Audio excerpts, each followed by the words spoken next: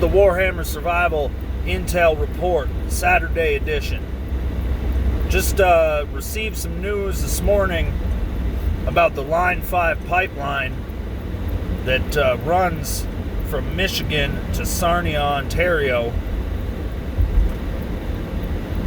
That Michigan Governor Gretchen Whitmer is planning on closing that pipeline down. Now, if this pipeline were to close, which, given the current direction that the United States is on, is a very real possibility, if not now, then in the not so distant future. And that's something that people in central Canada and the Midwest US need to prepare for. As you may not know, Sarnia, Ontario is a refinery hub for this area of North America. We ship all kinds of petroleum products, natural gas, etc., across Canada and into parts of the U.S., which obviously natural gas that people in this area of the world depend on to survive, to heat their homes in the winter. If this were to take place, estimates have it that we would see by May of this year a 50 to 70% reduction in the supply of diesel and gasoline here in Ontario and Quebec, and I believe Michigan as well, although don't quote me on that. So we would be seeing a fuel rationing program, and would possibly see fuel jump between 90 cents and $1.20 extra a liter on top of what it is now, which it's about $1.10 a liter right now. So just give me a second. Sorry.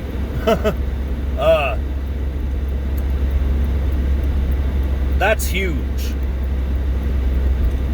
In this country, there is nothing that gets to any store without fuel. Our trains run on diesel. Our trucks run on diesel. We can't get to the grocery store unless you live in a city. We can't get to the grocery store without gasoline or diesel or vehicle of some kind. And then when it comes to wintertime, the vast majority of us will die without fossil fuels. And that's just a matter of fact. Now, I'm fortunate enough that I have a wood-burning furnace, so the heat aspect does not affect me as much. But for most people, that is a life or death scenario that you all need to be preparing for. Now, do I think this has anything to do with the environment? Fuck no. No, I don't. The timing is awful suspicious to me. As you may or may not know, right now as we speak, the World Economic Forum is meeting in Davos, Switzerland. And in addition to this announcement about this pipeline, and of course you have the closure of the Keystone XL pipeline, etc., we have also seen the implementation of even more draconian rules here in Canada related to COVID-19. Now, although the government at the beginning of this pandemic, called people like us racist who wanted to close the borders when we had no idea what was going on. And this pandemic looked extremely deadly from the footage that we now know was fake coming from China. So now, Mr. Trudeau and his government are now saying anyone returning from travel will need to quarantine in a hotel of the government's choosing for up to 3 days while they wait for test results. And that will be at the person's expense, not the government's expense. And if additional quarantine time is needed, well then, I don't know if that's at your expense or theirs. I think it's your expense. So saying this could be upwards... Shit.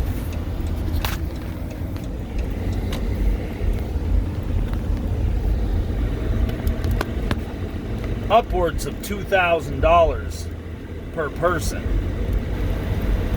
Also comes on the heels of the announcement that the government is hiring private security contractors, G4S, who have a fucking lovely reputation around the world for upholding human rights, to be basically spying on people to ensure that they are following the COVID-19 rules and enforcing said rules. We also have a woman who landed on a flight in Calgary who was essentially disappeared by the police. They will not let her contact her husband. They will not let her husband know where she is. She's obviously been taken against her will for landing at an airport in Canada. The Charter of Rights and Freedoms is out the fucking window, people. They don't care. And do you think this is all a coincidence? There's no coincidence about this. They have no data to support what they're doing. Even with the lockdowns that we're under, cases continue to rise. Like, this has nothing to do with a virus. This is about the Great Reset. It's about the New World Order. So, with this said, let's get into my threat assessment for today. And probably for the foreseeable future. Oh, before we get into that, H.R. 127, the U.S. gun control bill. They want to make a mandatory licensing program for what they call regular weapons, which will include 24 hours of training paid for by you, background checks, a psychiatric examination, which will only be able to be performed at a provider approved by the Attorney General of the U.S. Then after this, for the first 5 years, you will have to get a new license every year. And then after keeping your license continually for 5 years, then you'll have to get one every 3 years. Now that's just for what they deem to be normal firearms. Also, in addition to that, for normal firearms, you'll have to pay an insurance cost of $800 per year in order to own firearms. Oh, in addition with the psychiatric exam, they are also going to interview your spouse, family members, and employer, basically anyone in your life, to make sure that you're safe to have a gun. Now, if you want an assault weapon, you have to get a special license for that as well. Magazines will not be allowed to hold any more than 10 rounds, and unlike in Canada, where we have 5 rounds, but basically you can get a 30-round magazine that has a rivet put in it so that it's pinned at 5, but it's still a 30-round mag. Well, in their new rules, it'll be 10-round mags only. You won't have 30-round mags with a pin in it. Those will be illegal. Any magazine that can be modified to fit more than the maximum of 10 rounds will be considered illegal. So, they're going for it, man.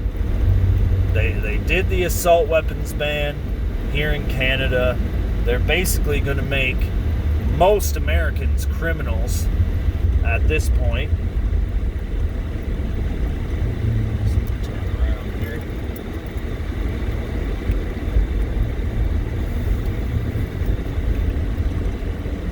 And then you add the draconian lockdowns and trampling of rights and freedoms of the individual people. And I'm sure you don't have to guess who I'm saying the biggest threat to us is right now.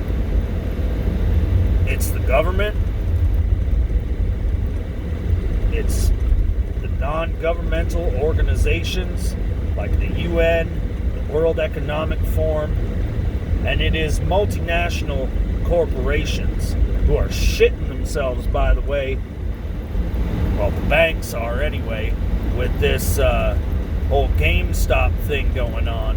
Now, I have it from a good source that the Reddit crowd, which is comprised of, wow, many millions of people,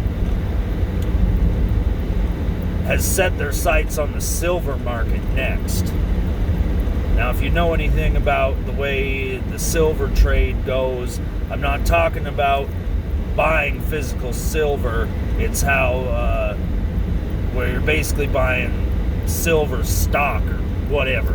I'm not too up on investing terms.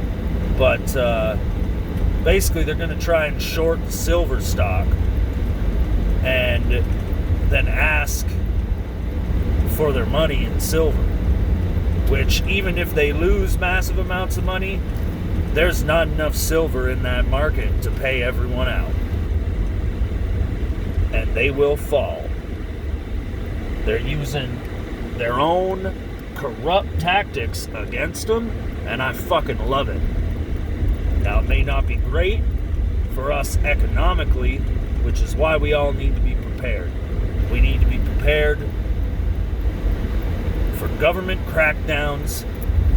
Obviously, here in Canada, we need to be prepared for private security contractors knocking on our doors. We need to have, fuel shortage. Get a wood stove, man. Get a wood stove. Replace your furnace, like I have, with a wood-fired forced air furnace. If the power goes out, you can take the panels off the side, and you can still vent the heat through your ductwork in your house. Download the FEMA wood gasifier plans. If you're not handy with a welder, take them to your local machine shop. Get them to weld you up a gasifier so you can run your generator on wood. We got to get independent of the systems that these people control. They are turning everything against us right now. They have declared war on the people of this world, and the only way we're going to survive this is if we prepare for it, if we have the provisions and the supplies that we need, and we get organized and ready to defend ourselves. I'm not calling for violence, but you need to be prepared to use whatever means that you have available to you to survive and to defend your life and to defend your people.